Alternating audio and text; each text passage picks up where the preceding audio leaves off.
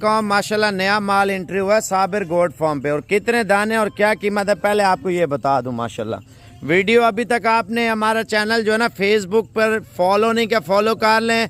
और टिकटॉक पर जो है ना आपने फॉलो नहीं किया, वो भी कर लें। गिनती आपको करा देता हूँ 2 4 6 8 10 और 12, यानी कि 11 बकरियाँ एक ब्रीडर। माशाल्लाह नकोड़ा चेक कर लें, क्वालिटी चेक कर लें।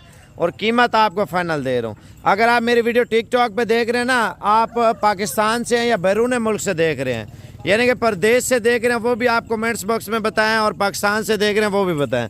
नंबर मेरा यूट्यूब पे सर्च करें साबिर गोट फार्म। इंशाल्लाह ताला असल में ये टिकटॉक और फेसबुक पे वीडियो डालता हूँ। जो फेसबुक के ऊपर नंबर लिख देता हूँ, टिकटॉक पे जो है ना नंबर नहीं बताता, इस वजह से ताकि कॉपीराइट ना आए।